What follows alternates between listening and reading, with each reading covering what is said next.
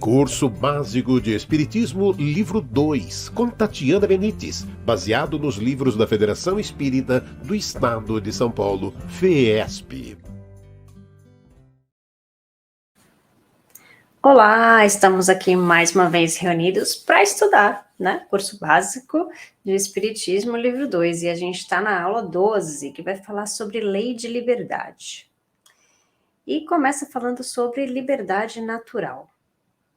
O homem é um ser gregário por natureza, vive em grupo e desde que haja dois homens juntos, há direitos a respeitar e não terão eles, portanto, liberdade absoluta. Isso está no Livro dos Espíritos, pergunta 826. A liberdade e o direito de um terminam onde começam a liberdade e o direito do outro. Vê-se assim que, segundo a lei natural, a liberdade é relativa como decorrência da natureza social do homem, ou seja, a lei de sociedade que lhe é imanente.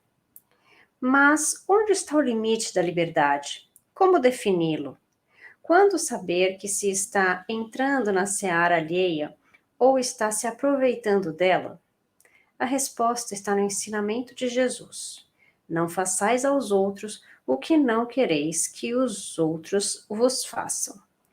Eis o princípio da lei da justiça divina, que marca o limite dos direitos e da liberdade de um em relação ao outro. Liberdade não é o homem entregar-se aos impulsos e instintos inferiores, mas a emancipação da alma dos vínculos primários da matéria, assim como na espontaneidade com que vivencia o respeito a outrem em uma ação moral. Qualquer ação ofensiva à liberdade ou ao direito de outrem gera responsabilidade que será registrada na consciência, pois, segundo a lei da igualdade, não existem privilégios perante Deus. Quanto mais inteligência tenha o homem para compreender um princípio, menos excusável será de não o aplicar a si mesmo. Livro dos Espíritos, pergunta 828A.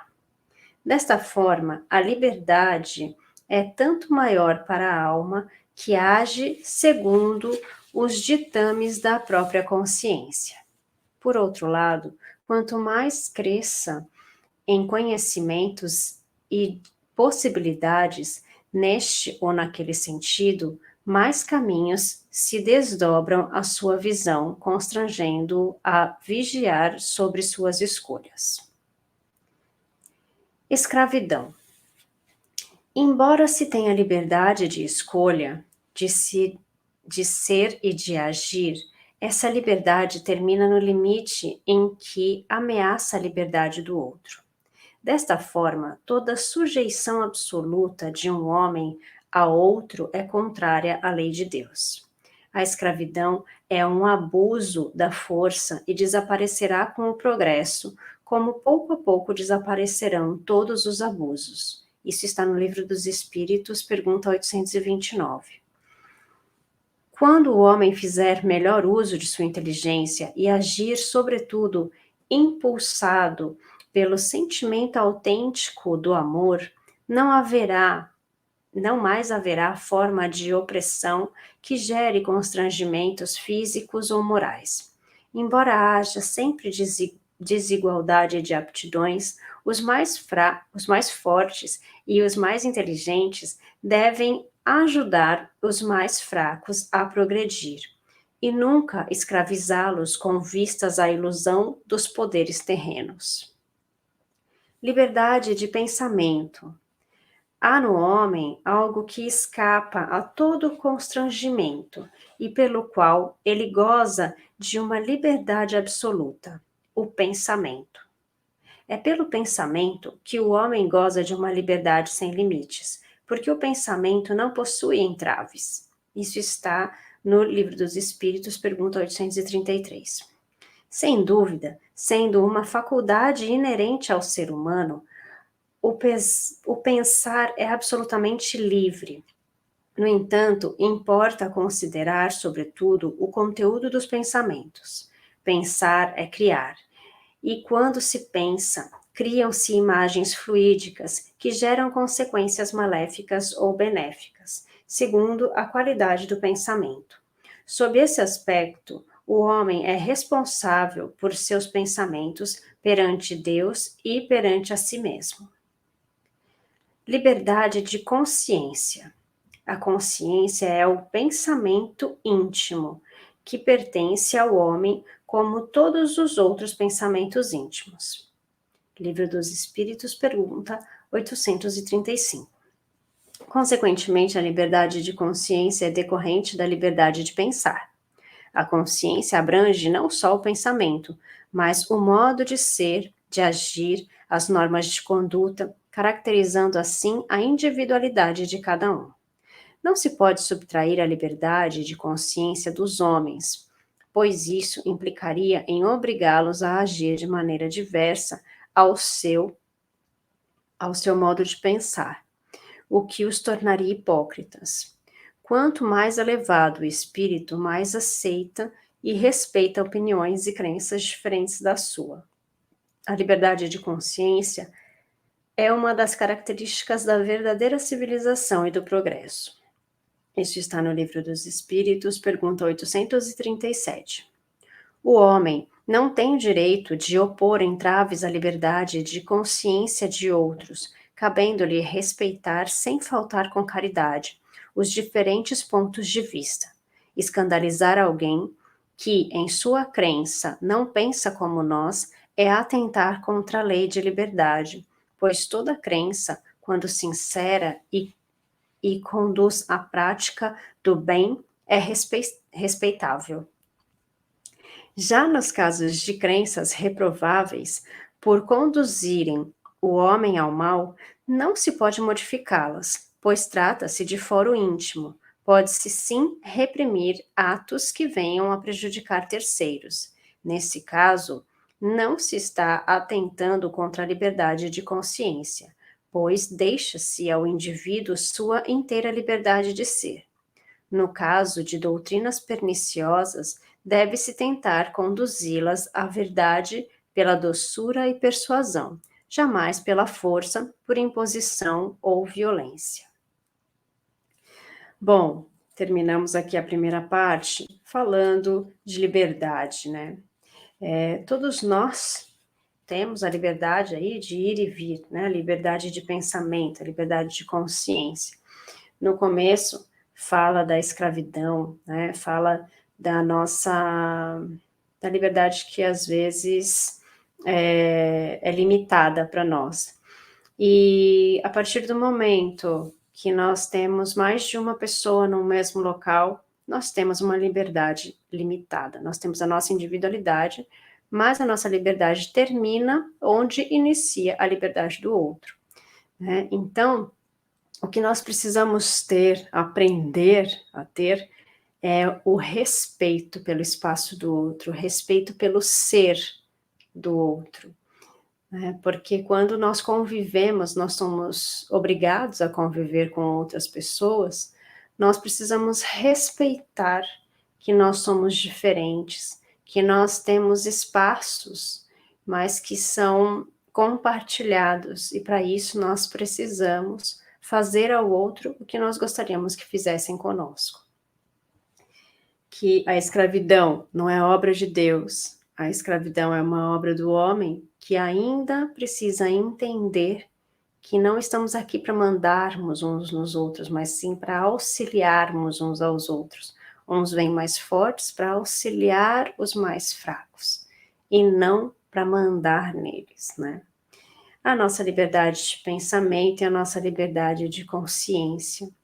Então, tudo depende de como nós lidamos com as informações que nós temos e como nós vamos tratar o nosso próximo com a informação que nós temos também. Passamos para a segunda parte, livre-arbítrio e fatalidade. Começamos pelo livre-arbítrio. Livre-arbítrio é a liberdade de determinação da vontade humana de entre duas ou mais alternativas, poder escolher livremente uma delas. É um privilégio do ser humano. A liberdade consciente, porém, implica sempre em responsabilidade perante Deus e a própria consciência. Através do livre-arbítrio, o homem tem a faculdade de determinar a si mesmo. Segundo os espíritos, o livre-arbítrio se desenvolve à medida que o espírito adquire consciência de si mesmo. Isso está no Livro dos Espíritos, pergunta 122. No homem, em seu estado primitivo, o que mais predomina é o instinto. Mas, à medida que a inteligência se desenvolve através das experiências vividas nas reencarnações, a liberdade também se desenvolve, dotando-o da capacidade de analisar, de distinguir o certo do errado, e dando-lhe mais poder de decisão. Deus concedeu o poder de escolha a cada um, para que todos tivessem o mérito de suas obras. Estudemos o livre-arbítrio em relação à criança, ao selvagem, às predisposições instintivas, à influência do organismo e à posição social. 1. Nas primeiras fases da vida, a liberdade é quase nula. Ela se desenvolve com as faculdades, estando os pensamentos da criança em relação com as necessidades de sua idade, ela aplica o seu livre-arbítrio às coisas que lhe são necessárias. Isso está no Livro dos Espíritos, pergunta 844. 2. No caso do selvagem, predomina o instinto, mas isso não o impede de agir com liberdade. No entanto, como a criança, ele aplica a liberdade tão somente em função de suas necessidades básicas. Por conseguinte, aquele que é mais esclarecido é também mais responsável pelo que faz. 3.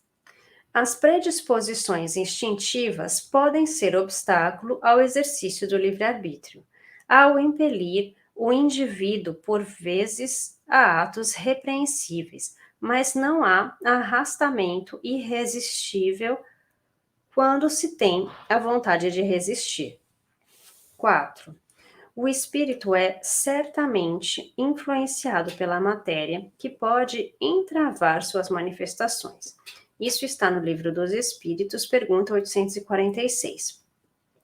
Este é o caso daqueles cuja limitação física impede o espírito de manifestar-se livremente.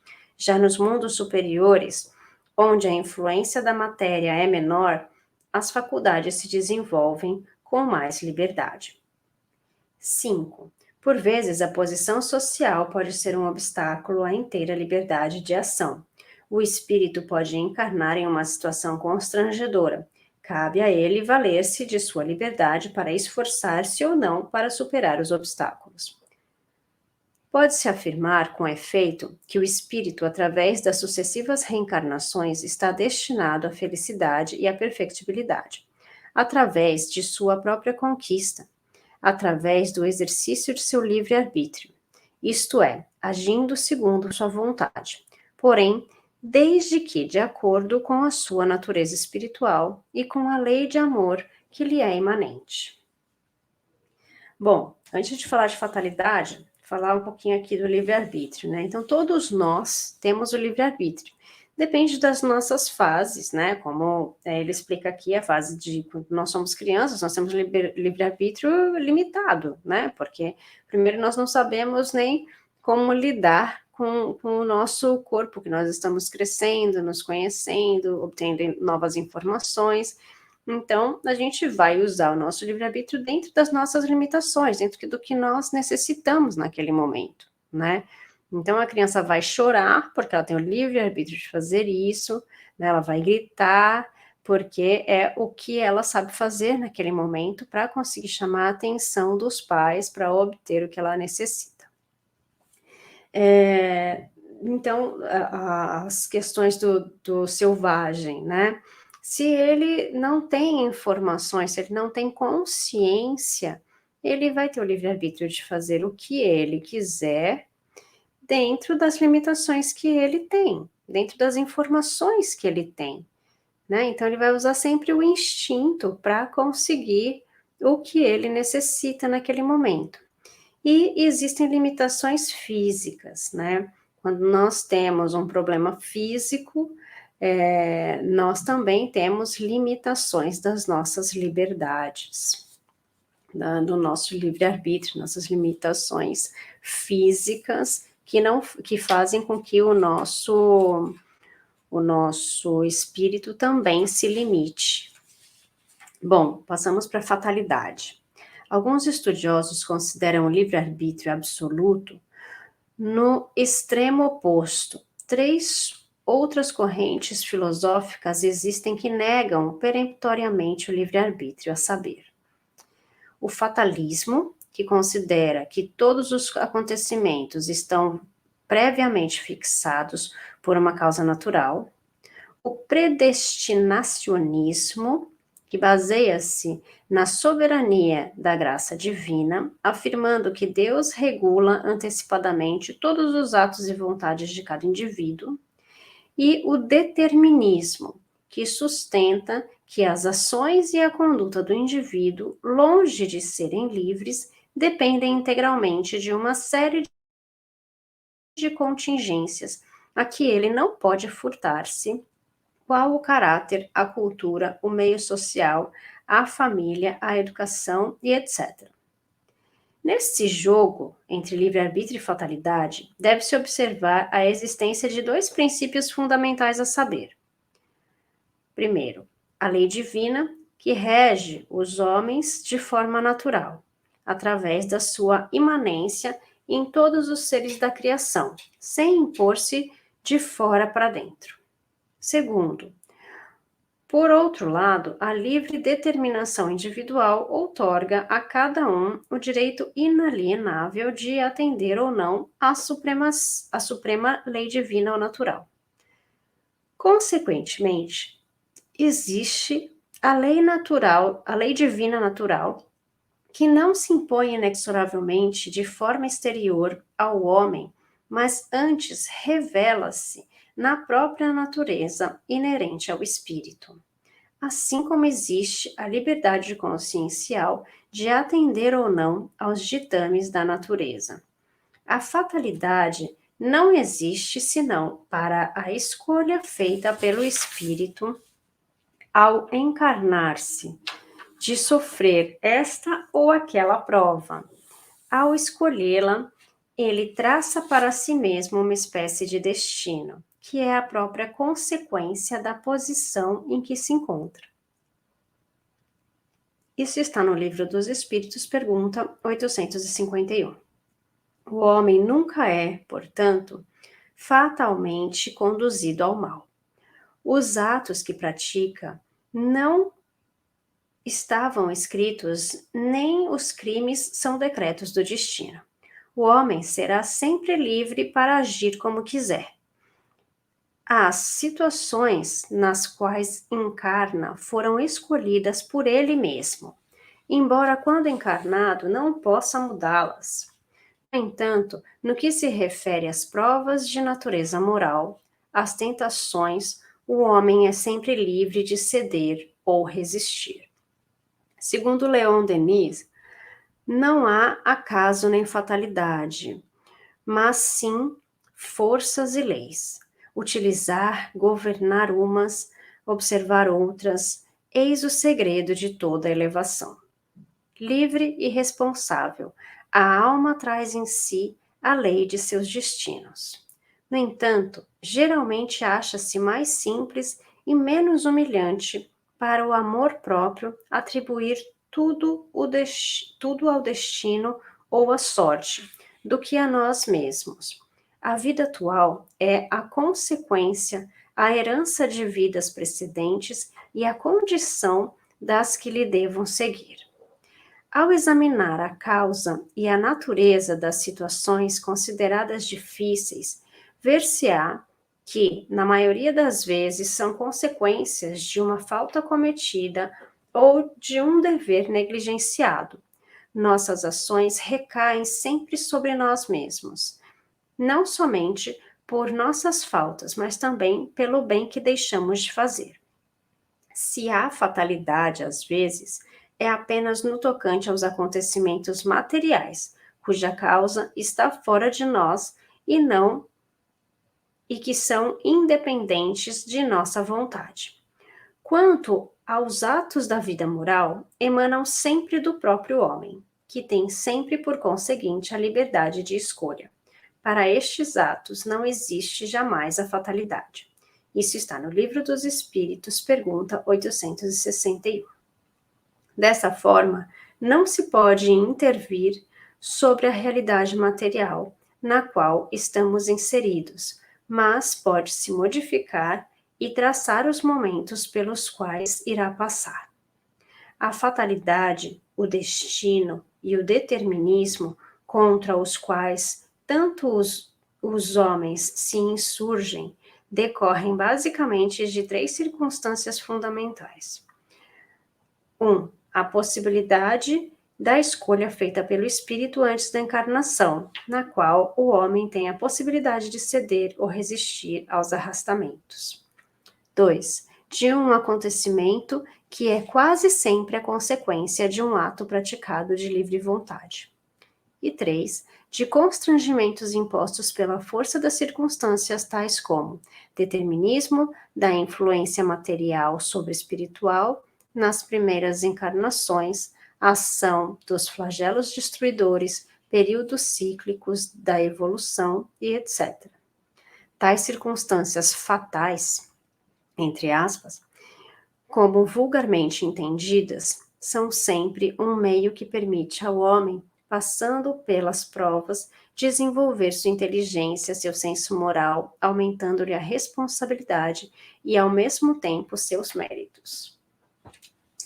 Olha só que interessante, né? Tanta gente fala, foi fatalidade aquele acidente, foi fatalidade porque ele falou tal coisa, porque eu fiz tal coisa, foi uma fatalidade. Se você fez, se você falou, não foi uma fatalidade, né? Foi a consequência de algo que foi causado.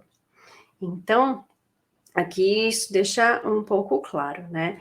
É uma fatalidade ter nascido dessa forma, ter nascido nesta família. Não, aqui já está dizendo, nós escolhemos. É verdade, gente, nós escolhemos as nossas provas, né? Nós fizemos ali um desenho, mais ou menos, de algumas coisas que nós deveríamos passar. Então, a gente precisa tirar um pouco essa coisa da fatalidade, de que foi Deus que mandou, tinha que ser assim, porque ele fala que a única fatalidade que existe é aquela causada por algumas ordens naturais ou materiais que nós não temos nenhum controle. Então, isso sim seria uma fatalidade. E a última parte do nosso estudo fala sobre conhecimento do futuro. E diz o seguinte: em princípio, o futuro é oculto e só em casos excepcionais é revelado ao homem. Isso está no Livro dos Espíritos, pergunta 868. Isso porque, se o homem conhecesse o futuro, negligenciaria o presente e não agiria com a mesma liberdade de agora, pois seria dominado pelo pensamento de que, se uma coisa deve acontecer, não adianta ocupar-se dela, ou então procuraria impedi-la. Isso está no Livro dos Espíritos, pergunta 869. Em casos raros, o conhecimento do futuro é antecipado, com o fim de facilitar o cumprimento das coisas ao homem e não embaraçá-lo, levando-o a agir de maneira diferente do que faria se não tivesse esse conhecimento. A perspectiva de um acontecimento pode despertar pensamentos que sejam mais ou menos bons.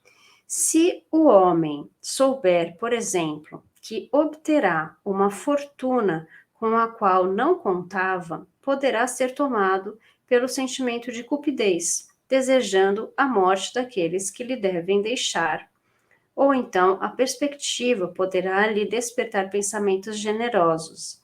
Se a previsão não se realizar, será outra prova, a de maneira pela qual suportará a decepção. A realidade futura é sempre resultante da ação presente ou consequência de ações passadas, porquanto decorre da lei de causa e efeito, estando, portanto, instintivamente associada ao livre-arbítrio. O conhecimento de todos os incidentes da rota tiraria ao homem a iniciativa e o uso de seu livre-arbítrio, e então ele se deixaria arrastar pelo declive fatal dos acontecimentos, sem exercitar suas faculdades. Grande parte da humanidade, ainda desinformada das verdades do mundo espiritual e das leis divinas que regem a vida, busca, não raro, saber coisas a respeito do futuro, na ânsia de ser feliz ou de encontrar os caminhos que a sorte, entre aspas, lhe reserva. Para isso, entrega-se às mãos de pessoas, algumas vezes dotadas de faculdades medianímicas, mal empregadas. O ensinamento dos espíritos mostra os inconvenientes destas práticas pelo possível envolvimento com espíritos inferiores. Cabe, portanto, ao homem, como árbitro do próprio destino, delinear a rota futura, discernindo o bem do mal, depurando as imperfeições do espírito. Poder-se-ia questionar aqui por que Deus não fez o homem já perfeito e realizado, porque o homem passa pela infância antes de atingir a idade madura. Acontece que as provas têm por fim deixar ao homem toda a responsabilidade, assim como todo o mérito de sua ação, uma vez que ele tem a liberdade de fazer ou não fazer. Quanto mais o espírito se depura, mais diminuem suas fraquezas. Quanto mais o espírito se eleva, mais aumenta sua força moral perante as coisas do mundo. Então, por que a gente precisa saber do futuro? Porque tem tanta gente que se preocupa tanto com o passado e com o futuro, né? E deixa de viver o presente. Então, por isso que a gente não sabe nem o passado e nem o futuro. Porque nós precisamos viver o presente, viver aqui agora. Se nós soubéssemos algumas coisas que vão passar conosco, né? Na nossa vida, no futuro, a gente certamente mudaria as coisas. Porque muitas coisas que vão passar com a gente talvez não sejam tão boas assim quanto a gente imagina, ou quanto nós gostaríamos, né?